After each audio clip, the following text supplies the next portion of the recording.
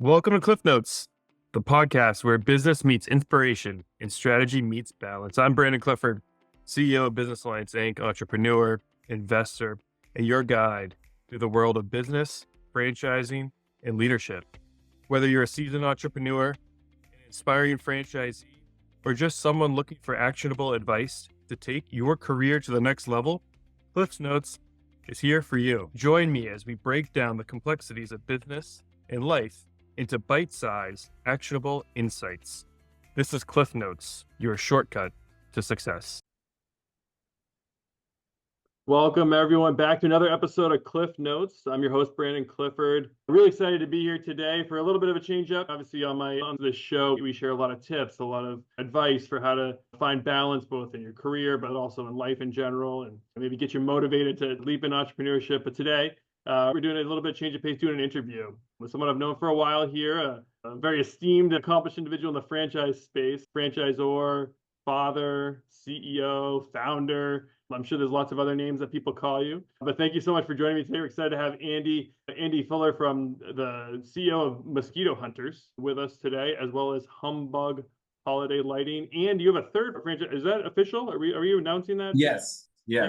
Pest Hunters, Mosquito Hunters, Humbug Holiday Lighting, franchising's only 3-in-1 home and commercial services concept. Awesome. Super cool. So yeah, but that's not really what we're here to talk about today. We're here for you to share your background, who you are, like your journey, your story. And I know you have 3 awesome brands and that have exploded over the last 5 years. And so I guess we want to kick it off for anyone who hasn't heard about you. I want to share a little bit. Who were you before you put on that? You're not even wearing the, I don't know, No vest today. I'm in the holiday spirit today. So yeah, just got I have one of those sweaters. You should have sent me a message. I could have worn that today too. Oh, we could have been twins. That's right.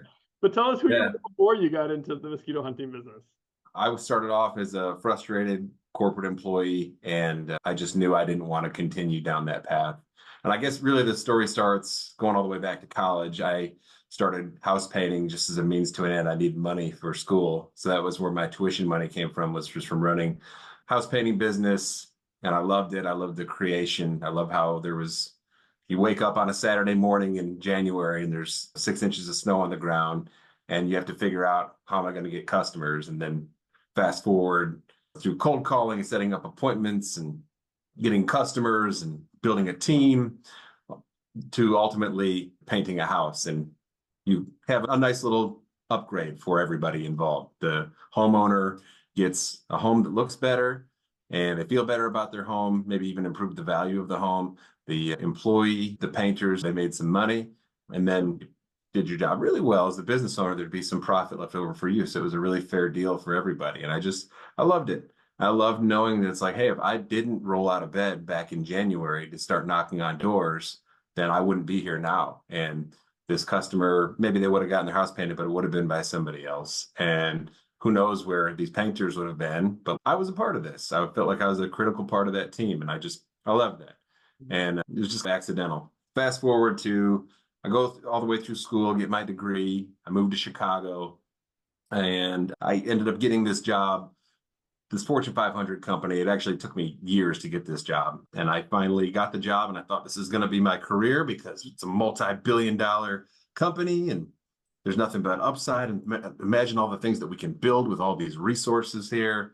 And then, of course, it's so naive to say now you work a job like that and you realize it's not at all what it's like. It's corporate America. And that's what I came to decide. I came to realize is that nobody is really interested in building anything.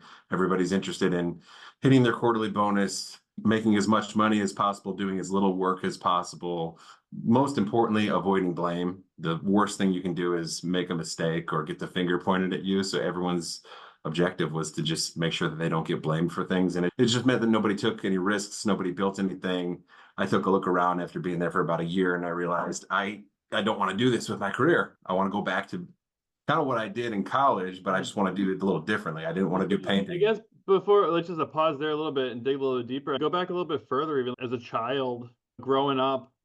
Was there any influences you think, or individuals or inklings that maybe entrepreneurship was always going to be part of the plan? Or like, what about when you were even younger? Yeah, I don't know what I knew that I didn't have any idea what I wanted to do. For better or for worse, I was very comfortable, and I was just surrounded by people who gave me the sense that life always figures itself out. And in some ways that's good, and in some ways that's bad. And I didn't realize it or appreciate it until later, but my dad left his job in his 30s to start his own business. Oh, wow. My mom completely left her career in her 30s. She went to law school, got her law degree. Then she worked at a really nice firm with that degree. And then in her 40s, she left that firm to start her own firm. So yeah, I definitely had the influence from you're my parents. seeing that, like, the not being afraid to, like, reinvent yourself in a way, regardless of what path you're on. That might have been some, at least to give you the, I don't know, ability. Because that's, wouldn't you say, people who are, they feel like they put in so much time. What holds people back from maybe, from your, in your opinion, from leaving that corporate job that they hate, or Yeah. even if it's not one they hate, but just one that they're just like sick of getting out of bed for in the morning, it just doesn't get them fired up? What do you think holds people back? I think because I run into this as well. I think what it is, it's an incorrect assessment of risk, in my opinion. It's assuming that there's more risk when you're in business for yourself than when you are as an employee relying on somebody else for a paycheck. But the paycheck is almost like a drug in a way. It has people addicted, and you're on that drip every 2 weeks that hits the bank account with direct deposit. But so it gives you this false sense of control or this false sense of security. Yeah. And you just don't have, it's not real security because you actually don't have control at all. You're completely at the mercy of somebody else who decides that you get to have a job there. But when you are the owner, you are truly in control, and you decide when you get paid and when you don't get paid. And if you want to pay yourself more frequently than every 2 weeks, you can, or less frequently. And it's just completely at your discretion. I think that's the issue, though, is this false sense of security that people have from jobs that prevent them from doing what they really want to do. Yeah. And so how old were you when you made the decision? So you said what was your degree in at school? You finished school. It was Yeah. in marketing. Yeah. I got a job in Chicago. I was in Chicago working downtown for a couple of years, actually for Chicago Tribune. And then I got a job with this other company that took me 2 years to get that job. I was there in that industry for about 5 years. So I would have been, by the time I started Hunters, I would have been 29. You're 29, not quite 30. Were you married yet, or? Not yet. No wife. So at least you were. And so I guess, what was your mindset like when you were going through this? Did you just cut the cord completely and leave your job, or did you bridge it? What was your I bridged it. So I moonlit for about 2 years. And then, it was after 2 years, I had a little bit of a book of business. I went ahead and made the jump. And I remember having that conversation with my dad too. I made the decision 9 months before I actually quit that I was going to quit. And yeah, I remember where I was. I was in Grand Haven, Michigan with my family, and my dad and I were walking along the beach there. And I was just telling him basically how dissatisfied I was in corporate America, but also how I was concerned about the risks. And he said some of the same things that I was just saying a few minutes ago, is that it's really not risk. You actually have a lot more control. And I remember I even said, I'm like, what if I don't make enough money and I can't pay myself? He's like, then don't pay yourself. Yeah. You put it that way. Okay. Yeah. I'm not going to quit my own company if I have to miss a paycheck or something. That's the truth. And that's the thing. It's like, a lot of people, I remember back, and then this isn't about me, but just a side story that kind of dovetails into that. I owned a coffee shop at one point, and I actually hated it. And Really? Yeah. And I just didn't like owning it. And my parents, I made good money. Like, it was a good store. I made good money or whatever. And I decided I was going to sell it. And my mom, I remember, being like, what are you going to do? You're selling your business. Like, you have to provide. I'm like, Mom, I have full confidence in my ability to earn income. Like, I'm going to do something else. Right. Right. And when you have that mentality as a business owner, like, because I don't know, like, at the end of the day, while I'm sure that you're very passionate, and we can get to what makes you successful as a business owner. Like, you wear your brands on your, I see you out there. Everyone does, right? I love, like, the Mosquito Hunters garb you wear to shows and stuff, right? It gets people to look at you. But I don't believe that is what defines you as an individual, and that's why you've been able. Would you say that your businesses define you? No, no, not at all. I hear some other founders, I'm friends with a lot of founders, especially in franchising, and a lot of them will talk about, oh, this is like my baby. I've never viewed it that way. It's just a business. I've got a couple real kids. Those are my babies. But like this business, it's a vehicle. It's a canvas, if you will. And it allows, for me, selfishly, an opportunity to use my skills and to challenge myself and show myself what I can actually do. And what I've really come to appreciate about business, it's an opportunity to build leaders. And that is the thing that's most gratifying for me, is like a coaching sense, helping people find something within themselves that they didn't have when I first met And them. would you say that's why you've gravitated towards the franchise model to Yes. expand your business? What, you just tell a little bit about franchising, what, just for anybody who maybe is new to the franchising space listening to this, how your businesses are set up in a way. Yes. So it's franchising. So it means that we work with franchisees who are independent owners of their businesses. And then we have a franchise agreement in place, which means that we provide tools and support to that franchisee, to that local owner who may be somewhere, anywhere across the United States. We provide them with tools and support and with trademarks. And in our case, for Hunters and Humbug, we have an in-house call center, and we have a marketing team. We manage all the marketings in a centralized basis. But anyway, we do all of that. And then the franchisee will pay us a royalty, which is a percentage of the revenue that they generate. And that's the relationship. It's, if you were to climb Mount Everest and you've never done it before, you'd probably hire a Sherpa. We're like your Sherpa. So you're doing the work yourself. You're climbing up the mountain. You get to the top and you can look down with pride because you know that nobody carried you up there.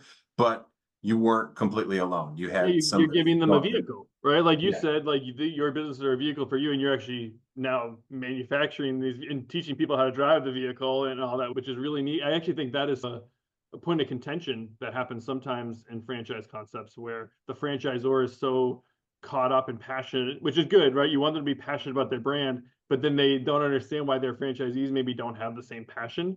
And if you guys, if you get through your head and realize, any franchisors listening to this, it's because they're using you as a vehicle, and that's okay, because that's what a Right. business should be, is a vehicle, and then Right. that's how you can really scale and have a good like life.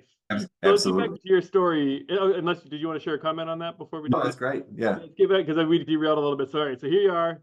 You're 9 months of working a job and having this, and you're walking on the beach with your dad, like you said. Now, was that kind of like your aha moment? I'm all in on this, or was there something, anything else? What made you? What was Yeah. that moment that made you decide, okay, I'm doing this? That was the moment where I just kind of said it out loud to the world. And there was a colleague who I worked with, who I'm still really good friends with. And I remember I told him real early on, and it was like, oh my God, I'm saying this out loud. Like, I have to do it. I said it to my dad. I said it to my really good friend who I work with. I'm starting to tell more people. Obviously, I told my then fiance, I can't back down now. Like, I'm doing this because I knew deep down I wanted to do it. I was concerned. I had fear, and I had to overcome that fear. But I will say, then fast forward about 18 months later, I had already made the jump, and I was in the business long enough where I could really put in the time and energy to make this thing scale. Grew really well, and I had time and energy to really build teams, build systems. It was so amazing. I can't even tell you in words just how great it felt to realize that I am in complete control of my destiny, and I gained something that can never be taken away from me so long as I have my health, which is that I can find a way to make a living by myself. I don't need a W-2 paycheck. I don't need a boss. I don't need somebody to give me permission. I can do anything. I can be in any sort of scenario, and I can find a way to make a living for myself with my own business. And I knew that I wanted that. I knew deep down that I was capable, but 18 months or so after, that point when when I really made the decision to do it, I realized, oh, hell yeah, I can do this. I can totally do this. I know that you're always smiling and you're a very optimistic person, and so that sounds great. But let's get real for a second. And I'm sure there was bumps, right? What were some of the biggest challenges, or maybe some surprises that hit you along the way? Oh, plenty. There's plenty of little surprises that happen all the time. Earlier days, it's a customer who's maybe being difficult, or an employee who doesn't show up, or I had an employee get into a car accident. Fortunately, it was just a fender bender, but that screws up the whole day, and you got to file an insurance claim. And that's just the normal ebbs and flows of running a business. That sort of thing happens. Other bigger things, I had a few years into it, a manager who I really trusted quit with less than 2 weeks notice, like 3 days notice. And just he was going through some personal stuff, and it was right at the beginning of mosquito season. So it was like really bad timing. Fortunately, that guy's best friend was also an employee who was just coming up as a manager. And honestly, that guy is, he still works. I still work with him today. He's an amazing guy, and he's continued to grow with the company. But that, I saw how resilient that guy was. And honestly, I saw how resilient I could be in that moment. That was a really tough time. COVID was a really tough time, obviously, like it was for everybody. But we had this plan, and the season's about to get started, and it was March of 2020. Everybody remembers where they were in March of 2020. Mm-hmm. And by that point, we had brought on a lot of new franchisees, and everybody was just getting started, and nobody had customers, and nobody had any idea. Your real growth boom, you went from, so you started as a single, we skipped over. I know your story a little bit, so let's say I guess slow down. So you started, when you left corporate America, you were an operator of mosquito local. Right. What do you service the Chicago area? Tell us what that business looked like, and then I guess how you scaled over the next few years. Yeah. So started off, I'm here in Chicago suburbs, started the business in the Chicago suburbs. Really the north suburbs is where we really got our footing first. If you know the area, Northbrook, Glenview, Deerfield, places like that. So yeah, started just with a customer base that was there. I had my two buddies from high school that were my first two technicians. This was years after high school, but we all ended up in Chicago, and they ended up they agreed to be my first technicians, which was great, which meant that I could keep my job and still go to my meetings and all that stuff. But there were sometimes I would even have to pinch hit for them, by the way. And I'd be in a meeting in Deerfield or something at some corporate location. I'd be wearing a suit. And then I knew that I'd have to get a couple of treatments done over in Glencoe. And so I'd have to go into McDonald's, into the bathroom, and then change out of my suit into my Hunter's technician uniform, then go do those treatments, then go back to McDonald's, change back into my suit, and then go to my next meetings, like things like that in the early days. But yeah, we were starting to gain a lot more customers, gain more of a foothold. I needed more of a team. I knew that I wanted to be a part of franchising. I didn't know anything about franchising. I didn't have any experience, but I knew that it was a way to work with small business owners. And that's the thing that always resonated with me, is it's the closest thing to a tribe I've ever had. It is a tribe. It is my tribe, is business owners, small business owners in particular. And I gravitated to franchising because I love being able to work with business owners every day. I know exactly what it feels like to not know what your options are and to feel like you're trapped someplace, or the rules say you have to have a career doing something that you're not happy doing. The rules say somebody has to tell you what you can do with your time. And I just know that there's a better way. And I love that aha moment for a franchise owner. And in some cases, they're in their 20s. I'm jealous of them. In some cases, they're in their 50s or 60s, and they're realizing this, and it's a magical thing. It really is. And I get to be a part of that. So anyway, that's why I was attracted to franchising. And then it was a very iterative process over the course of a few years. But I got a franchise disclosure document and a franchise attorney, and started getting franchisees in 2016. Yeah, and so from 2016 to 2019, leading up to COVID, that was when you took off pretty quick, right? Like by 2020, how many franchisees did you have? Yeah, by 2020, we would have had around 50. Yeah, so now you're looking at 50 adults who literally listed in you as their leader, right? Yes, they're independent business owners, and yes, they can make their own decisions, but now the world shuts down. And they're looking at you. All right, Andy, what do we do? And so how was that? Like, what did that feel like? Felt great. No, I will say that was a watershed moment that month for us in March, where we started off. I felt this way. I was open with our owners about this. I just said, it's not fair for all the work that we've done. It really isn't. And I just said that out loud. I'm like, I'm not afraid to say it. That's not fair. It's not fair to us for everything that we've done, all the listening and all the building that we've done. And I realized it just doesn't matter. It doesn't matter whether it's fair or not. This is what's happening. And as owners, it's not up to us to just highlight what the problem is. We need to create what the solutions are. And so we're going to decide to create solutions and create the outcome that we want. And that's what we all did. We rallied together and shared best practices. This is franchising at its best, is we were all across the country fighting this battle with limited customers for most of our franchisees. Some franchisees literally zero customers, and we had to say what's going to happen. So we found a path. And fortunately, it ended up being the year of the homebody. Really, 2021 was also the year of the homebody, which was good for our business. So as people weren't going on vacation, they weren't going out to restaurants or to the movies or to concerts, and they were spending more time at home and in their yard. And so for us in the mosquito control and pest control space, that meant let's perform some treatment so that way you're not getting chewed up by bugs when you're at home.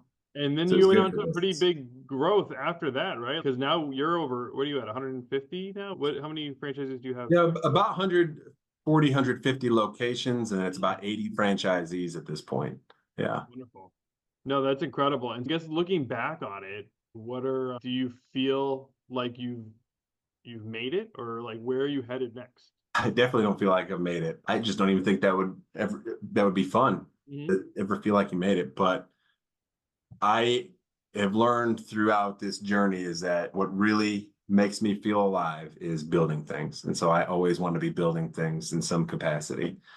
And we've built a lot over the last couple of years. We've implemented pest control, full service pest control into the business model. We've rebranded as Pest Hunters, Mosquito Hunters, Humbug. We've added holiday lighting. So now we're in a sandbox that's 15 times the size what our old sandbox used to be when we were just in the mosquito space. Went from $2 billion industry to $31 billion industry. So now we need to capitalize on that. But then there's more pests. We're not officially in the termite control or bed bug control space. We're not in wildlife. We want to get into wildlife over time. There's more opportunity within holiday lighting to go deeper. So just want to pursue that. And I want to make sure we do that in the right way. But I want to give franchisees a model and tools that will help them to build empires and create generational wealth. That's what really excites me, is being a part of that building and just having franchisees experience those aha moments. Yeah. Is there any particular, and you don't have to share names, but any, I don't know, like particular moments with franchisees that have been special that you'll carry with you? And even if you're having a rough, because I'm sure there's still rough days today, and you can call back upon to keep you motivated and moving forward. Yeah, there's so many. It's what keeps me going, is to see those moments. I'm looking over here because I'm looking at my map. Your roster. I'm looking at my map and I see all the pins in there. I'd say the ones that are really exciting me these days, if I have to pick something, is we're seeing more owners at a point in the business where they're hiring a GM, where they're giving this GM a really good salary, maybe some benefits, maybe even some other perks as well. And seeing the owner think more like an owner and less like an operator. You never want to be starting this business where you're putting on the backpack sprayer every day. That's a huge problem. You should know But how you to. have to be willing to do it, right? As a business owner, that's, I think, something that's important, that you have to be willing to do anything that you're going to ask your guys to do. That doesn't mean Yes. you're going to do it, right? No matter what, whether you own a restaurant, you got to be willing to flip the burgers. If you own a hair salon, you got to be willing to cut hair, maybe. I don't know, but yeah, I think that's an important. You're nodding, but Yeah, no, you're right. You absolutely need to be willing to do that. And it informs you as a manager. You should know how to do it. The part that on the other side of the spectrum that I really don't like hearing, I used to hear this a lot from candidates, and fortunately I haven't heard this in a long time. Big credit to the consultants that we're working with and our friend dev team and all of that. But what I don't like hearing when someone's, I'm going to save money early on by being my own technician. No, like, you're not saving money by doing that. You're actually really limiting what your revenue upside is, so there's a balance that's there. Yeah, when they go from I'm a manager and I'm managing the technicians to I'm actually a manager of managers who are managing the technicians, that really helps them think on an even broader scale, and that helps them multiply a lot faster. Yeah, I like the imagery of, okay, if I'm a business owner, I have all these hats. You know what I mean? And like, your job is to get all the hats off your head. You know what I mean? And as soon as you take one off, usually another one comes on. You're always trying to put it on someone else's head. And the more hats you can get out there, that's how you scale your organizations. Absolutely. So what are some things that, I guess, kind of, I don't know, keep you grounded? You have seems like you have, I don't know, like a million irons in the fire. You're always looking for building and everything. I don't know, what kind of keeps you grounded to be able to, I don't know, keep a level head on your shoulders? What helps for me is reminding myself that I control who I work with. And so over time, I've surrounded myself with great people. I love the people I work with. I love not just franchisees, but others on the franchisor team. I still own the business here in Chicago, and I get to control who I work with. Mm. And I love the people I work with. They're great. And if I'm being honest, it wasn't always the case. There were franchisees who were on board that I didn't love working with. They're not here anymore. There were employees that were here that I didn't love working with. Mhm. And it just, things take their course. And I've become better and better at just building a team of people that I want to work with. And so I really enjoy every day, all of the work that I get to do. And then I really try to make time every single day to be with my kids. They're 2 and 7, and I just enjoy that time while I can, because they still think I'm cool, so that helps me stay level. If you And think you're cool. Yeah. what's that? If you do it right, they'll always think you're cool. Yeah, I'm not holding my breath during those teenage years, but I'll try my best. But yeah, that, and I So I've heard you meditate. That mention, helps. yeah, you mentioned multiple times here people, and the importance of surrounding yourself with people and enjoying the people. And so that's something that doesn't come easy to everyone. So what are some things that you look for in an individual who you're going to hire, even from like an entry level position all the way up through? Like, what are some of the qualities that you look for in team members? I want someone who is a great communicator. I want someone who's really collaborative, someone who wants to be a part of something bigger than themselves. I want to work with people who value the customer's experience. I want people who respect the brand, that don't really see pest control or holiday lighting as some sort of stepping stone to something else, or see franchising as some sort of stepping stone, but someone who can actually visualize the gratification that you can get out of this kind of work. Those are some of the things that I really look for early on. It's just the sense of team and collaboration that's most important. What about the dynamics of a team? Because it's also, do you assess, okay, I have these people who are very outward facing, whatever, and then I need some people who, I can't have all people who are just sitting around thinking of ideas all the time and nothing gets done. So how do you look at the dynamics of your team to make sure you have a well-oiled machine or organization that's flowing on all cylinders? This is something that didn't always come easy, but I think it's best to just assess what you need devoid of the people that are here. So pretend like you had a blank slate. You said, what roles do I actually need? What are the seats? And define what success is for each of those seats. So what are the core competencies for that role? How is success defined quantitatively? So that way you can go to that person. Let's just say I'll pick the general manager of the Chicago operation. So there should be like there should be 5 core competencies of that job. And then within that, there should be some very specific scorecard outcomes that need to be hit in any given year. And you can change what, the definitions, but it should be a number, something specific, measurable, attainable, realistic, trackable, SMART goal.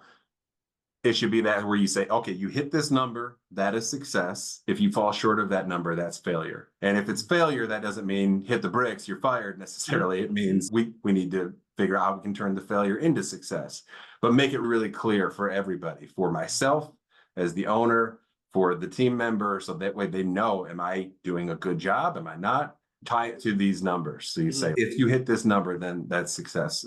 And then otherwise, it's just a matter of having a good communication system in place. That really helps. And I made the mistake early on. I think it's pretty common for entrepreneurs is to say, okay, I've stumbled upon this guy, and this guy has these random skills. He's good at ABC, but he's also good at LMNOP. And how do I create a role that suits this guy perfectly? And that's really not a great way to scale. You either do that, like you like someone, so you try to fit them in your organization, or you just need someone, right? And like you just hire. So I don't want to talk a little bit about the dangers of both. If you want to start with that guy first, the guy who's just for what you like him for whatever reason, and you try. What are the dangers of doing that?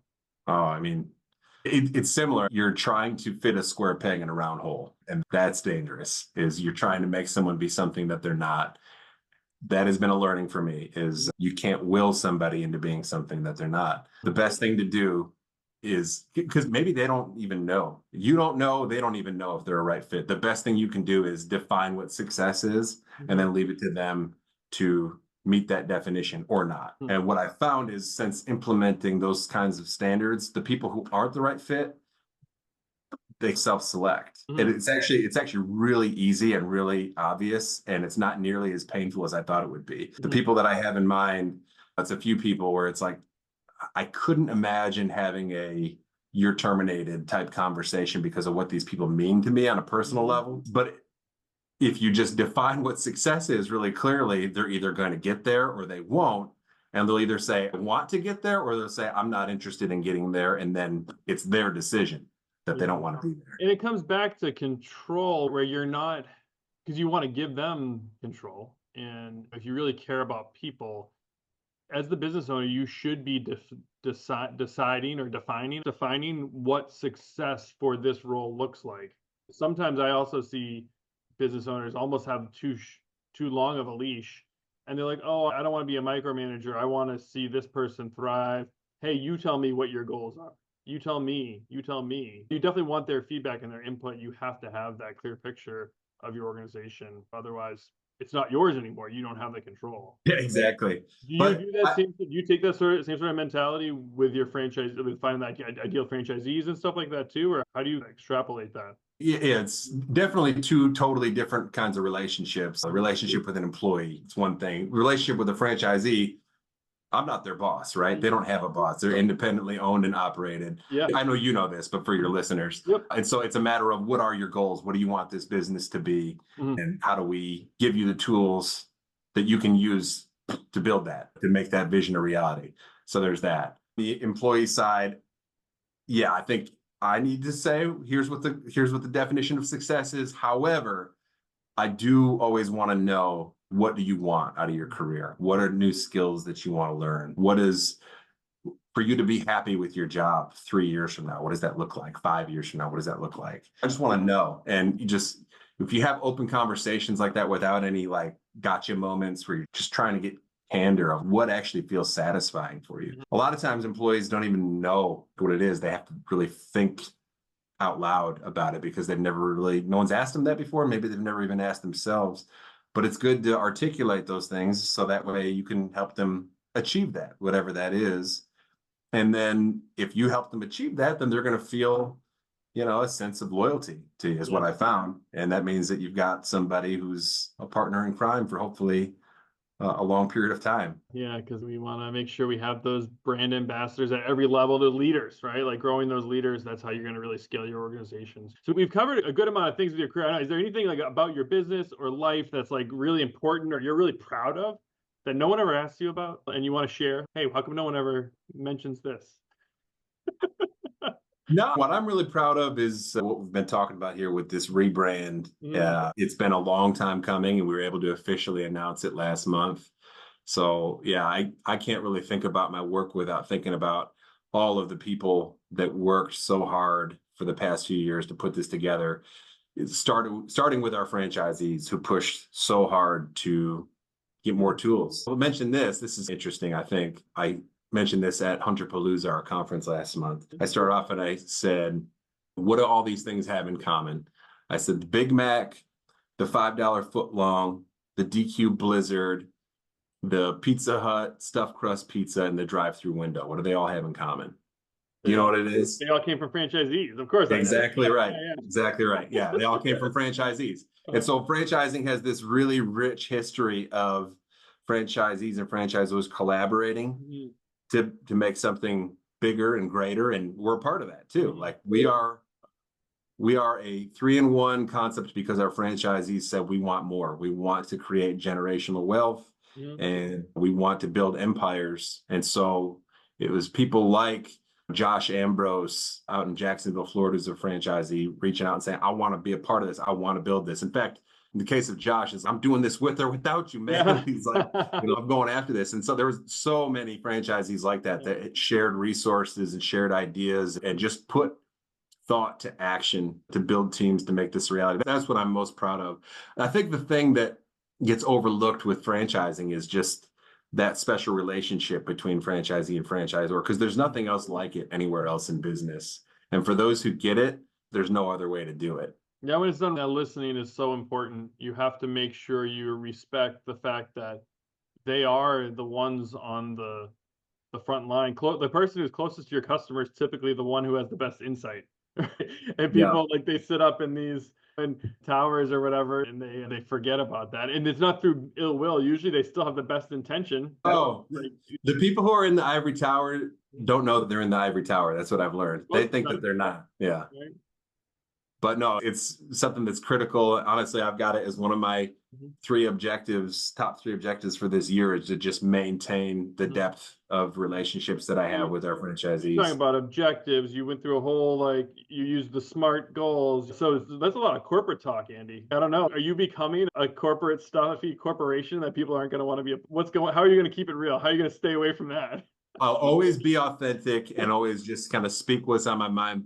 But what I have come to really appreciate in my journey is the importance of systems. Yes. And if you would have talked to Andy Fuller 10 years ago, I probably would have said, yeah, systems, that's corporate BS. Yeah. Not true. Systems, processes are the vehicles that you need to scale a business. That actually gives you freedom, right? Like when you absolutely, you know what I mean? And you have that framework, then you're free to create. It's even like the best athletes like out there, like the ones who used like Michael Jordan doing 360, like he has fundamentals. That's what enables him to be able to do that. And so true. Absolutely. It's so empowering to have systems like that you can rely on. EOS is one that's huge. I would definitely recommend that to anybody who's looking to implement a system. Read the book Traction by Gino Wickman, just for an idea how that goes. Yes, no, he found a franchise too, right? Isn't he a Service Master guy? I think Is he? Yes. No. Good Catholic man too. I know that for a fact. Okay. But yes, yeah. I was at an event that he spoke at, and really incredible speaker. Yeah, that's cool. All right, so I like to wrap it up with some fun stuff here. So we got some fire questions. So I'm going to ask you just some simple things, quick, one or few word answers. First thing comes to mind. All right. Okay. Very easy. What's your coffee order? Black. Awesome. What's the last great book you read? Who by Jeff Smart. Who by Jeff Smart. That's a new one. I've actually never heard of that one. Who by Jeff. Awesome. Put that down there, guys. Write it down. All Jeff right. with a G. Geoff. All right. Hidden talent. Do you have one first? I play piano. A piano. Okay, great. The best advice you've ever received. This one came from my dad. People make decisions with their emotions and justify them with facts afterwards. Credit your dad. Beautiful. Isn't like dads, right? Like how important are dads? It's the best. It's the best. Yes. All right. What's your favorite city? You got a lot of franchisees out there that might get mad about this one, but what's your favorite city to visit? Not counting Chicago, because I do like to go to the city of Chicago. I'll say Milwaukee. Milwaukee. And that won't offend a franchisee because we don't have a franchise there. All right. And if you're in Milwaukee and you want to have the founder, the CEO visit you often, sign up. One of the best kept secrets in America, Milwaukee, Wisconsin. I'm telling you. Cool. I've actually heard that. I've never been to Milwaukee, but I've heard that from many people. Yeah. I need to get there. Excellent. What's the most used app on your phone? Planner, Microsoft Planner. It's got all my checklists and love it. Oh yeah, that's how I stay on track. All right. And what's one word that would describe your journey so far? Satisfying. Satisfying. I like it. Cool. Not fun, but satisfying. There's I think that's something that's misconstrued with entrepreneurship is oh, it must be really fun. It's like, some days are fun. There are some moments that are fun. Some days are really hard, but it's almost always satisfying because it's mine. Wonderful. I think that's a great way to end this. And thank you so much for your time. I know you're a busy guy, but I guess before we completely wrap up, where can someone go if they want to either connect with you or learn more about your businesses, learn more about your franchises, shout out to your websites or whatnot on here? Yeah, website, mosquitohunters.com, pesthunters.com, humbugholidaylighting.com. Mosquito Hunters franchise is still the main hub, mosquitohuntersfranchise.com for franchising information. Otherwise, look for me on LinkedIn. I've actually been really deliberate about trying to make some hopefully useful LinkedIn content so far this year. Keep an eye out for me there. Awesome. Andy Fuller. Yeah, I know he puts out good content on LinkedIn, lots of business and life advice. And then, yeah, if you're an individual who needs your yard debugged, right, reach out to his franchisees. Or if you're interested in getting in business, it's a great business model. I'll give you a second here if you want to give a little plug for the business model too, Andy. Like, why pest control? We've got a very boring business over here with mosquito control and pest control. And then we've got a very exciting, glamorous business with holiday lighting, and we combine them and roll them all up into one. Pest control is very boring, but super reliable. It's a $26 billion industry. Once you include pest and mosquito, there's a reason why it's so large. It's because people need it. And then holiday lighting is one of the fastest growing home services on record so far to date.